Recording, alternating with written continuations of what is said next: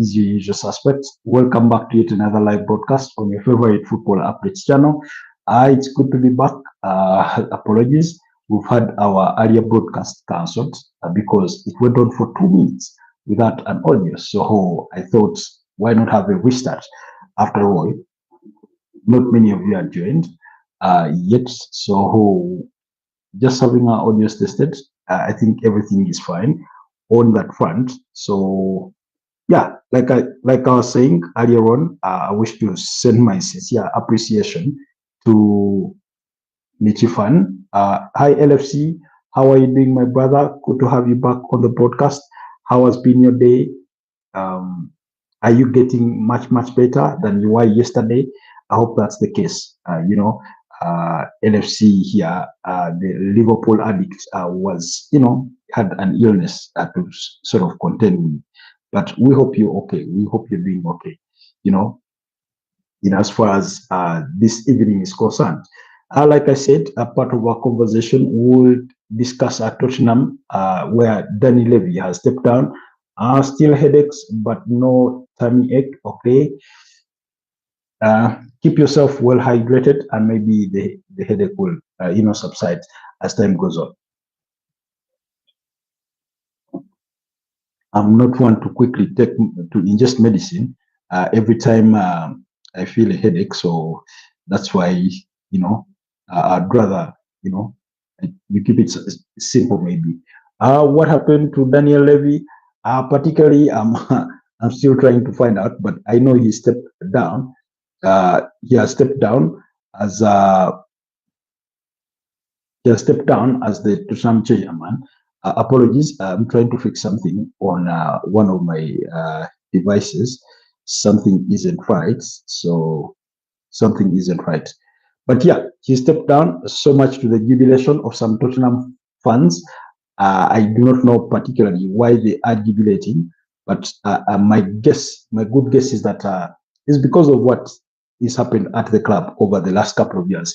I mean, he's been there for literally more than 2/3 of my age, so he's been at Spurs, because Spurs are possible title contenders. Well, any team in the Premier League, for me, ever since we witnessed Leicester City win the Premier League title back in 2016, I leave nothing to chance. I look at every team as a potential Premier League, a title contender, and the reason for that particularly is because you never know. You never know how football once in a while has its surprises. I mean, I wouldn't sit here and tell you that Tottenham is a title contender, but I wouldn't be surprised if one day they went on to win it. Because, for example, when you go back to that very season, 2015-2016, when Leicester City were winning it, you do remember that they did try to push for the Premier League title. Yes, they fell away at the tail end of it. They were the ones, the other team that was trying to push Arsenal and Leicester City for that title. You remember that game in which they went to 0 up against Chelsea, and Eden Hazard, I think, came off the bench and scored 2 goals to sort of put an end to their dreams of winning the Premier League title. So in that respect and in that regard, it's one that I seem to think that anything is possible. We know Mauricio Pochettino had built a team that was capable of competing for the Premier League title, and it's just the same way Arsenal failing to win it in that time when Tottenham Hotspurs were really trying to push to win it. What happened was there were teams that were slightly better, Oh, it was just my micro. Anyways, yeah. So there were teams that were just better, because the subsequent season, it's Chelsea that won the Premier League title, and you'll be back in 5 minutes. It's all right, LFC. For those of you that care to remember, at the subsequent season, which was 2016-2017, you remember it was Chelsea that won the Premier League title. What kind of Chelsea team did they have? Eden Hazard, Thibaut Courtois was still at the club. You had Diego Costa, you had Francesco Sola Fabregas, you had N'Golo Kante, Danny Drinkwater, Victor Moses, John Terry, Gary Cahill, you had Alonso, Marcos Alonso. You had all those very, very brilliant players, and it was no surprise. William Borges de Silva, so it was no surprise that Chelsea went on to win it the subsequent season. They were just a better team. After losing to Arsenal by 3-0, Antonio Conte goes back, retreats to his back three, which involved Gary Cahill and John Terry. I struggle to remember who the third one was, but that in that kind of setup, and they went on to have a dominant season. Brilliant game of football. That was the debut campaign for Pep Guardiola at Manchester City. I think they finished third. Then, and I think that season, that's when Manchester United finished second. They finished second with 80 points under the charges, about 80 points or so, or thereabouts, under the charges of Jose Mourinho, for Manchester United. So you look back at that and think to yourself that these were worthy opponents that went on to win the Premier League, the Premier League title. So, oh Jesus Christ, what is this? Okay, just been trying to have the right team or the right league table for that season in terms of who won the Premier League title, but they're giving me a very, very different fit, very, very different fit, one that I'm not really interested in. Let's find the actual Premier League table for what was the season 2017, 2018. That was the season. Oh, no, actually it's 2016, 2017. Yes, 2016, 2017, not 18, because the 18 season, that's when Pep Guardiola sets the record of 100 points. So you had Chelsea winning actually that very season, Tottenham Hotspurs came close. It wasn't Manchester United that finished second. Actually, Manchester United finished sixth. So, point of correction. So, the league table, as it looked like, Tottenham Hotspurs and Manchester City are coming in third place. Liverpool in fourth place, and Arsenal in fifth place. Arsene Wenger was still at the club. So you can see that their point tally was 86 points. Harry Kane was the top goal scorer for that particular season with 29 goals. I think Romelu Lukaku at Everton had 25, and Alexis Sanchez at Arsenal had 24. So it was, when you look at, they were competitive. And while I understand part of the stick for some of the Tottenham fans, sometimes I feel that they're a little bit unfair to him, because every time they've had a big sale, they try to reinvest that money. They go on to buy good players. Now, they do not always make marquee signings, as perhaps the big teams often do, but they've labored to try and recruit, And remember, at the time of Mauricio Pochettino, he's the kind of manager that really, really believed in young players. That's how we got to see Dele Alli burst onto the scene. He was that kind of guy. The Christian Eriksen's, Son Heung-min coming at the club. I mean, by that time, I think he had been at the club for about 2 years, having arrived in 2015. So, so in that kind of setup and everything. So, when we rewind things back a little bit to the previous season, like I said, they finished third. Arsenal finished second with 71 points, and Spurs finished third. Man City were sixth on that league table. United were fifth. So I wouldn't be surprised if we woke up one morning and suddenly Tottenham Hotspur was really, really competing for the Premier League title. It wouldn't be the first time. So many times, you remember, for those of you that follow English football long enough, you know about that time when Tottenham Hotspur fans were on the case of Arsenal fans, because Tottenham was constantly, I think for about 3 or 4 consecutive seasons, were finishing above Arsenal, because of that rivalry, the banter went on, So They've been playing unreal for 4 games. For 3 games, maybe. It's that Bournemouth game that they were outplayed, outclassed. They lost that one. He's been at the club for 25 years. That's true. So again, when I look at Tottenham Hotspurs, and they've been there, they've been competing really. They've been really competing. They've been really competing. So ever since that season of 2015-2016, when Leicester City win the Premier League title and Arsenal come second, I think that was the last time that Tottenham Hotspurs, that Arsenal had finished ahead of Tottenham Hotspurs. The subsequent season, Arsenal's point difference with Tottenham Hotspurs was huge. It was about 11 points.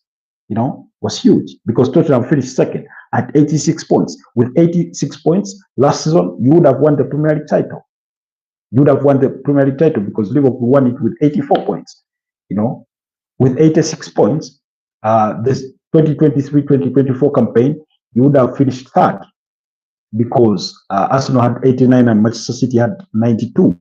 Then when you wind things further a little back, with 86 points, you finished second because Arsenal had 85. So for me, that's really been competitive for them. And all that has come under Daniel Levy. So when you look at the subsequent season, which was 2017-2018, that's the Jose Mourinho side for Manchester United. They finished second on the Premier League table behind Manchester City, who had a record 100 points, 32 games won, 4 draws and 2 losses only. Tottenham Hotspurs finished third with 77 points. Again, Liverpool came fourth, Chelsea fifth, and Arsenal sixth. That was, Wenger's last season at the club. So again, they did compete, not like they had the previous season, but at least they tried to compete. Now, 2018-2019, you remember when again Tottenham Hotspurs were reaching the finals of the UEFA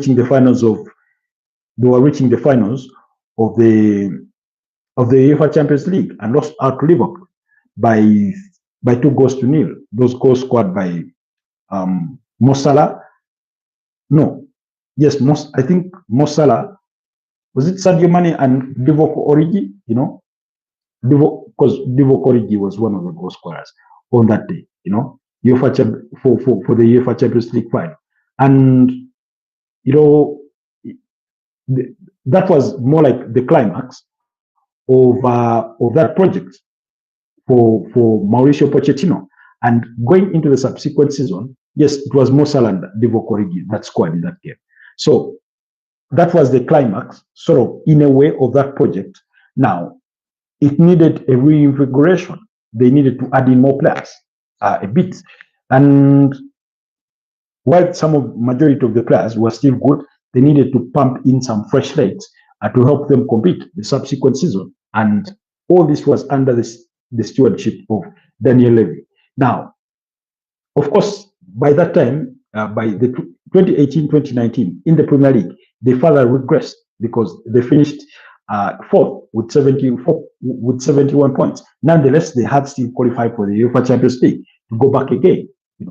And of course, Man City were winning the Premier League title with just a point difference between them and Liverpool. Again, they had Manchester City were just immaculate. 32 wins, 2 draws, 4 losses.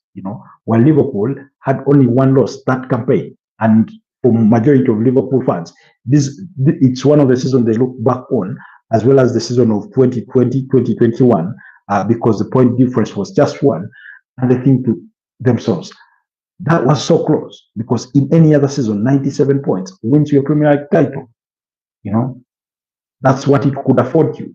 But because Man City was so good, they were just better by point, because Liverpool lost 1 game, but they drew 7 games. So, but again, Tottenham finished 4th, which was okay. And then it was the subsequent season, 2019-2020, that then they get to sack Mauricio Pochettino, and then he was replaced. I think, yes, he was replaced by Ray Mason, who completed the season, I think, and then they brought in Jose Mourinho. You know, they brought in Jose Mourinho. They finished sixth on the Premier League title. Sorry, on the Premier League table at the time. You know, so you look at all that, and they've been really, really competitive. They've been really, really competitive during all those years because that's the season when Liverpool tried to reach to equal Manchester City's record points of 100, but they made it only to 99 points because they won 32 games, drew 3, lost 3. You know, then Manchester City finished second. I mean, that was what, about 18 points behind the eventual champions. Manchester United came third. Chelsea were fourth, all on a tally of 66 points. Leicester City were fifth. Tottenham Hotspur were sixth. Arsenal were eighth. That's the season when Unai Emery gets sacked, and then Mikel Arteta is brought in December. We all know what happened the subsequent season, you know, on the part of Arsenal, because they still finished eighth, you know. But then Tottenham Hotspur finished seventh, you know, because they had fallen further down the pecking order. 2020, 2021, that's them finishing second. I think that's Ole Gunnar Solskjaer still at the club. 86 points for Manchester City. Now, 2020, 2021, it's 86 points for Manchester City, who are the Premier League champions. But if we rewind back, if we do rewind back 3 seasons back, when Tottenham finished second behind Man City with 86 points, they did not win a Premier League title. You know, that was for 2017, 2018. Is it? No. 2016, 2017, you know, 16, 17, when Chelsea were winning the Premier League title. Those points were enough to win a Premier League title in 2020, 2021, you know, and yet they couldn't do it. They did not do it. And then the 2021-2022 campaign, that's when Liverpool and Man City go toe-to-toe once again, and the point difference was just 1 between the 2 sides, you know. So, and then that's when we sort of have the resurgence of Arsenal, who finished 5th, but still, they finished below Tottenham Hotspur because they went to White Hart Lane and lost by 2-0. Antonio Conte was in charge of that Tottenham Hotspur side at the time. I think, you know, because let me see, was it? It should be Antonio Conte, because he comes in midway the season, and then 2022-2023 he sacked before he completes the season, and then in 2023 Nuno Espirito Santo is brought in. So, but they lost by 2-0 at White Hart Lane. You remember Rob Holding sort of struggling through that game, you know. So that's just part of it. That's just part of it in regards. But what will be Daniel Levy's legacy for me? He's the kind of manager that oversaw Tottenham be competitive in multiple campaigns. You remember when they brought in Harry Redknapp. You have to go back some years back. Harry Redknapp at Tottenham Hotspur, and they were qualifying for the UEFA Champions League. Remember that time when they beat, I think, Inter Milan. When they beat Inter Milan in the UEFA Champions League, Gareth Bale, that kind of team, you know, when Harry Redknapp was in charge of Tottenham Hotspur, you know, because he managed Tottenham Hotspur, that was between 2008 and 2012. So after 2012, they never looked back, because I think it's after 2012 that then Mauricio Pochettino comes in. Should be around that time, because Mauricio Pochettino was coming in from Southampton. Before joining Southampton, he had been at, I think, Espanyol, you know. So it was just, I think he oversaw all that. Yes, at times he could have done better. They could have done better in the transfer window in terms of club investment. But business-wise, they go down as the one of the best run clubs in Premier League football.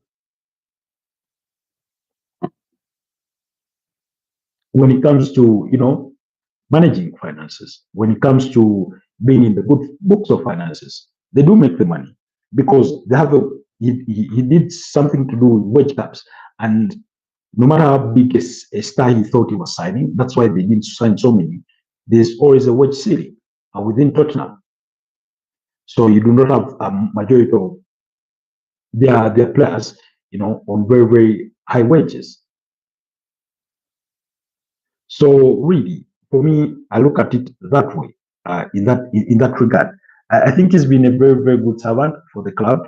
Um, for 25 years, um, he served them really really well. Twice they finished second in the Premier League. No, is it twice? No, I think once. I think about once. Really, that's for the 2017 16 2016-2017 campaign. Yeah, because 15-16 they finished third behind Arsenal, and then around 18-17 they still finished third. So we got to see a more competitive Tottenham Hotspur side all during the Daniel Levy era. I mean, that's quarter a decade that he's been at the club. That's not short time. Like I said, it's 3/3 my age,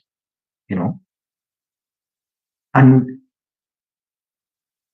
unfortunately, or the unfortunate bit is that because if we're talking about 25 years, that's since 2000, really. Only because they've not won so many pieces of silverware. They've only won the UEFA Europa League, and then you have to run back to 2008 when they win the Carabao Cup or the EFL Cup or Carling Cup as it was known at the time. Is why he gets a lot of stick. Is part of why he gets a lot of stick.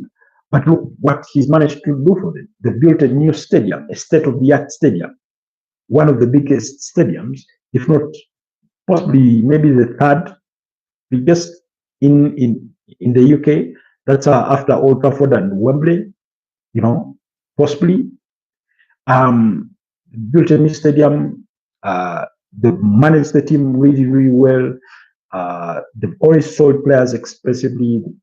Now, again, this for me, in part, feels if it feels like that time of Arsenal for Arsene Wenger when they go on to build the Emirates Stadium and leave Highbury, and the manager has to stick around because the people in business who had lent Arsenal money to help finance the project of building the Arsenal Stadium trusted Arsene Wenger because of his, degree in economics or, for efficiency and everything to manage the club and steer it forward. Because then, in a way, they were rest assured of recouping their money with Arsene Wenger in charge. Now, during that time, Arsenal struggled a lot. They had to sell their best players to raise money to bring in to sort of pay their club debts and things like that. When they went into the transfer window to sign players, they always signed unknown players. They always signed mediocre players. That's when they signed players like Olivier Giroud from Montpellier. That's the time when they signed Marouane Shamaka, Eduardo da Silva. Now, some of the players turned out to be great, but in terms of budget for what they were going for, again, these were small players. Look at Sami Nasri, Loe Koscielny, when they were signing all those players. I think Claude Bentner, look at him in that regard. So, equally, Tottenham Hotspur, when they built their stadium, they went through a similar period of time where they could not spend big on players. They could not spend big on players. If we are to look at some of the expensive buys for Tottenham Hotspur, you're going to look at Xavi Simons. You're going to look at Dominic Solanke. You're going to look at Tukai Ndombele, as some of the expensive buys that have come through the ranks at Tottenham Hotspurs. You're not going to find you're going to look at maybe James Maddison because he's about what, 45 million pounds, 40. You're not going to find an 80 million pound player in that Tottenham side. They were just not that club. But for me, yes, football administrators like Daniel Levy, I'm sure even if he were at a different team, he would still face the same amount of criticism. Perhaps he will be viewed in the same breath. But also, that saying of be careful what you wish for, or you do not know what you have until you've lost it. It could turn out to be that way. But they're a very, very run club. Currently, they have Bayer Leverkusen, the former Arsenal CEO. He is at Tottenham. He's one of those running the club. And I think really, really Daniel Levy has done just brilliant for Tottenham Hotspurs. For me, he's done well. Who would have thought that in 2019 Tottenham Hotspurs would be reaching the UEFA Champions League final? Who would have thought that? I'm not sure many people would have thought that. I don't think. And the kind of competitiveness they put on for a certain period, it was good. So for me, he's been a good guy for Tottenham Hotspurs. Apologies on that. So 25 years is no small time. Let's be realistic. So he stepped down. We'll wait to see what the appointment will be. He's the longest serving chairman for the club and earned an estimated 50 million pounds plus during this time in charge. But he was also a target for regular protests. That's true. That's true. Because people described him as a person or as a person who decided they shouldn't be overly investing in buying expensive players. And yet, for me, if I were to rate him, I'd give him an 8 out of 10. Because modern football, as much as we want our teams to win major trophies, is it always about trophies? Is it always about trophies? No. There's more to football than just the trophies that end up in the trophy cabinet, especially with the business side of football today that we have today. A lot of things happen. Trust me. There's so many things in football that these guys do. The commercial deals that Tottenham Hotspurs have negotiated over the years, and now they are stepping into that forum where they can now go ahead and spend the money. You remember when they sold Gareth Bale to Real Madrid? You remember 2 seasons ago, now coming to 3, when they sold Harry Kane for 100 million euros. You remember Luka Modric for about 40-something million pounds when he left Tottenham to join Real Madrid. I think that was around 2012, 2013, about that time. Anyways, so for me, he's been like somebody says, he was a good servant. He was a good servant. It just depends. It all depends on what lenses you put on to assess him. But yeah. Anyways, let's move away from Daniel Levy and talk other matters. Then Eric Ten Hag. Let's talk about Eric Ten Hag. Now we all know Eric Ten Hag was sacked. He's a topic we've discussed before, and I gave you my reasons that I did not agree with the decision. But like I said, there probably was more to the story than we were being let on. I think the story was more than just the results that we were seeing on the pitch, that there was a backup story, you know, that there was a backup story to it all. And today, according to Bild in German, some revelations have come out, you know, and those are the ones we're going to be discussing. So, and these are some of the reasons that caused or that led to his sacking at the club. One, apparently, he did not get along with anyone at the club, not even his own staff that he brought to Germany himself. Now, that's a big red flag. You cannot bring in staff, people you've hired, to help you do a job, and then you're not getting along with them. That's fine. You remember yesterday when we were discussing the topic, I said, was it yesterday or the other day? I was saying to you guys that I suspect maybe there were disagreements behind closed doors, that maybe he did not agree with some of the decisions that were being done when it came to transfers, or when it came to how things were run, what players were being let go, what players were being brought in, you know. Maybe there was a bit of riffraff within the corridors of power at Bayer Leverkusen.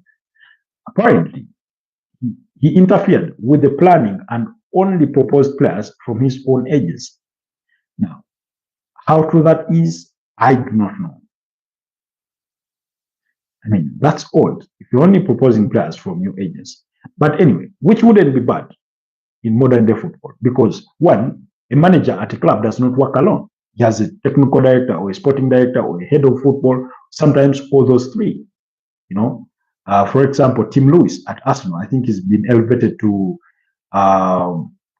technical director. And then what's his name? Jason Aito. No, that one left Arsenal. There's another, is it Jason Aito, who was elevated to deputize Andrea Bata? No, Jason Aito left the club. He left Arsenal. But you know, in some clubs you have all these officials to help a manager go about things. So when it comes to recruitment, these big clubs have an entire recruitment department, you know, scouts, teams of analysts, and everything.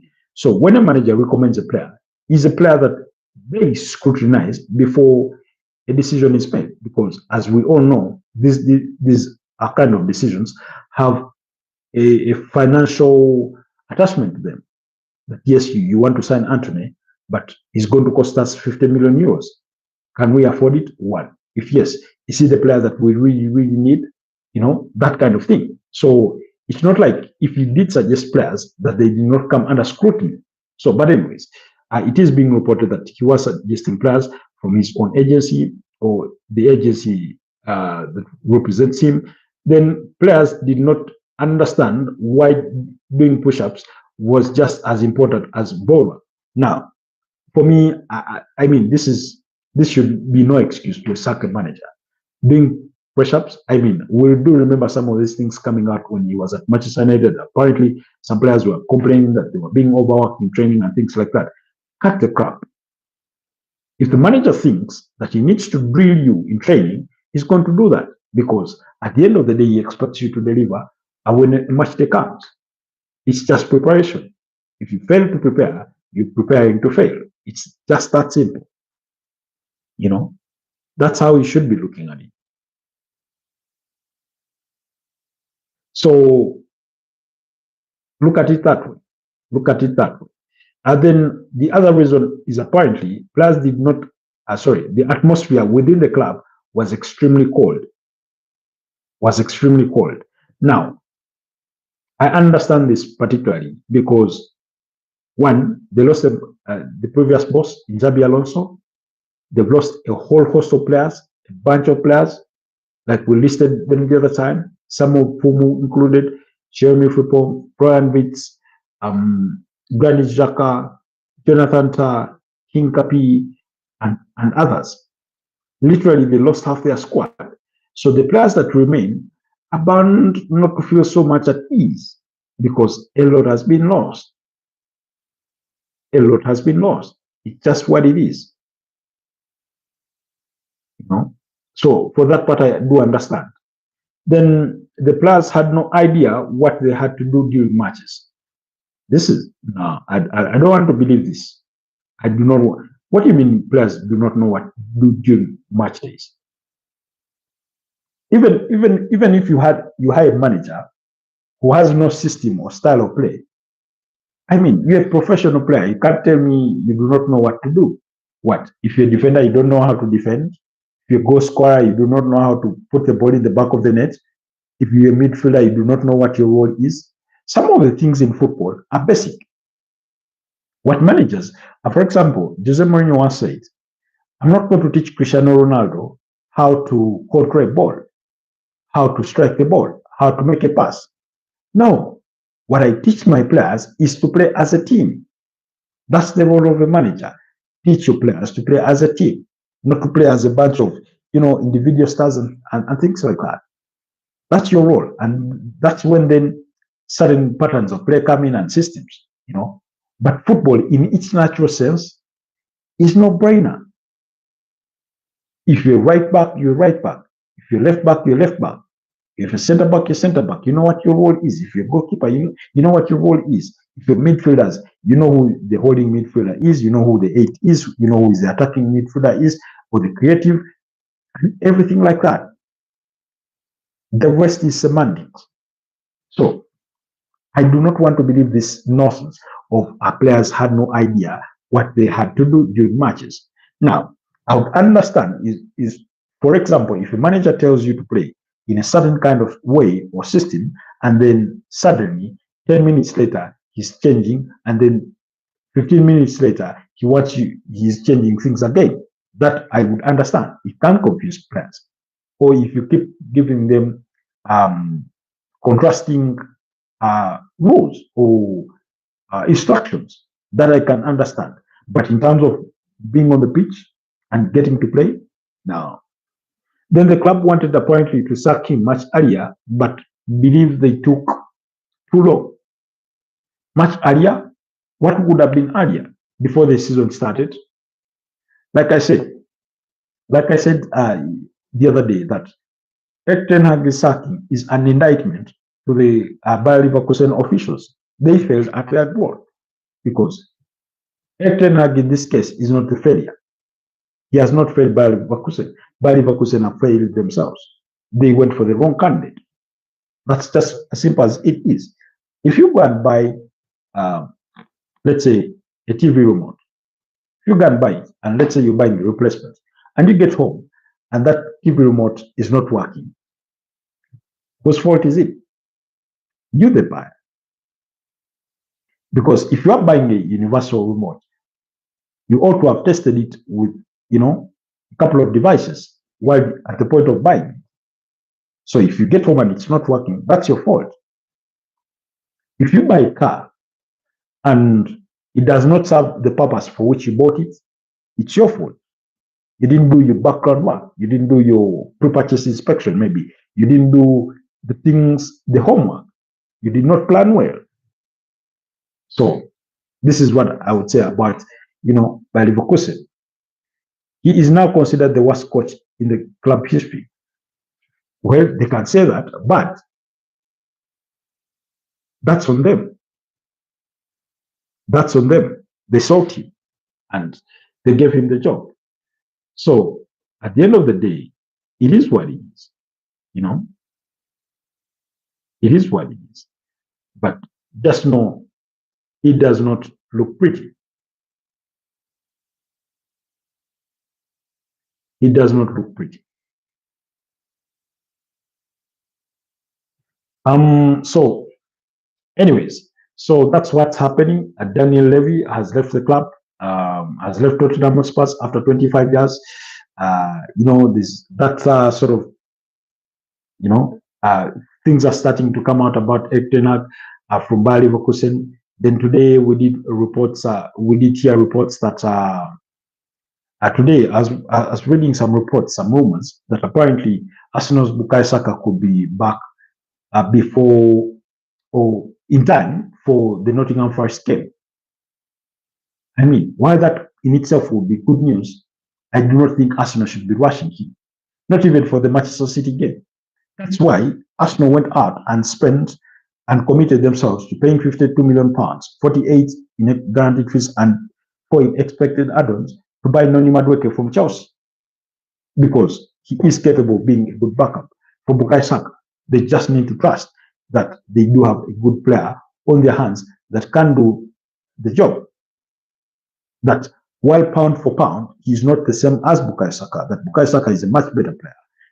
They ought to trust what they did, because it's the anticipation of such things happening during the course of the season that you can lose a star player like Bukayo Saka, that they went out and bought a replacement. So they need to be trusting that one, they made the right decision to bring him, to bring Noni Madueke. That's one. So, and they need to trust that they need to trust in their own decisions. So I wouldn't be rushing Bukayo Saka. As much as Arsenal need him, as much as Arsenal want him, or as useful as he is, that team that they have without Bukayo Saka is still good enough. The beautiful thing for them is Martin Odegaard is fully fit. He did play in that game between Norway and Finland. He featured, or he's featured. So that's a positive. Do you know why I do not want Arsenal fans to be concerned about William Saliba? Yes, in the short, for the long term, you can be worried, but for the short term, you shouldn't be worried. That's why you signed Christian Mosquera. If Ben White can recover on time, he can play that role. Will he be as good as William Saliba? Maybe not. But you must trust that you have the necessary players. Julian Timber can play there, you know, and he's a very good defender, as we've come to see, you know. So they shouldn't be really, really fussing about that. So for me, I feel that even if that's to be the case, that Bukayo Saka is well recovered, or will be recovered by the time of after the international break, that may be in position to play against Nottingham Forest. I'm saying they shouldn't rush him. They shouldn't rush him. Really, they should just let him, you know, let him have that. Let him have a full, peaceful recovery. I know. Sometimes players push for these kinds of things, you know. I know that happens. Sometimes they push for that, but as a manager, it's early in the season. There's still a long way to go. That is when you tell your player that, look, there's so much games that you're going to play. Take your time. Maybe give yourself an extra week, even though you think your body doesn't need it. Take that extra week. It could be the difference between how soon you go back into injury and how long you remain injury free, in that kind of sense, or in that kind of take, you know. So yeah, that's my view on that. Anyways, guys, it's been 43 minutes of doing this, 44 minutes. I remember we did come late, so allow me wish you a blessed night. Let's link up tomorrow morning for the Friday morning sports update. We will get to digest that news of Daniel Levy leaving a little more, and among other things. You know, the weekend is coming up. We know there's no league football. It's the international break, one that could be of little interest to us, or depending on how you look at it. It's not one we overly commit ourselves to, but yeah, games are going on in the World Cup qualifiers.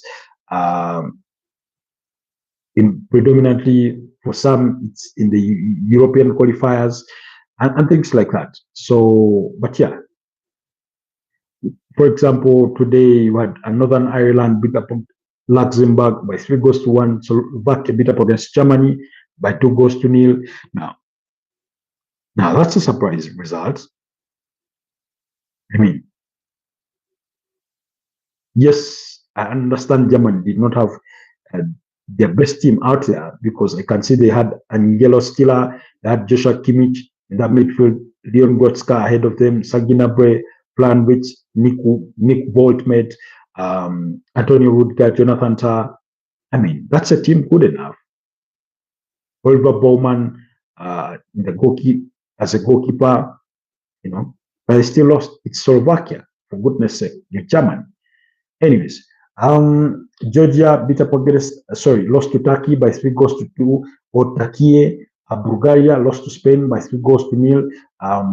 Those goals were all scored in the first half. Mikel Oyarzabal, Mikel Merino, and Marco Correa were the goal scorers for Spain in that fixture. So I do enjoy those respective engagements in as far as the international break is concerned.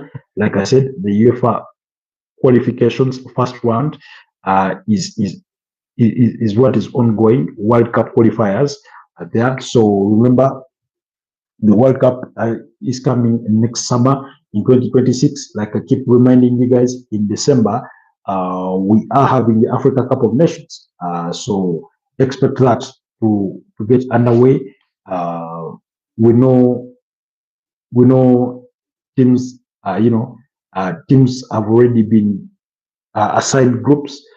So for those of you that want to know, on the 21st of December, that's when the tournament will kick off, with Morocco, the hosts, are taking on Comoros. That's when it will kick off. Morocco are in Group A with Comoros, Mali, as well as Zambia. So the groups are already there. Group B has teams like Egypt, has teams like Zimbabwe, Angola, and South Africa. Group C has teams like Nigeria, Tanzania, Tunisia, and Uganda. That's for Group C. Group D has teams like Senegal, Botswana, DR Congo, and Benin. Group E has teams like Algeria, Sudan, Burkina Faso, and Equatorial Guinea, as well as Group F, Ivory Coast, Mozambique, Cameroon, and Gabon. That's for AFCON 2025. That will be coming in December. But at the moment, they are also playing in the World Cup qualifiers. That's what is happening, and those fixtures do get underway very, very soon. Trying to see. Oh, unfortunately, it's not on the rota here. It's not on the rota here, but it should be anyways. Yeah. Otherwise, guys, it's midnight. Have yourselves a blessed night. Let's link up again tomorrow. See you next time. Bye bye.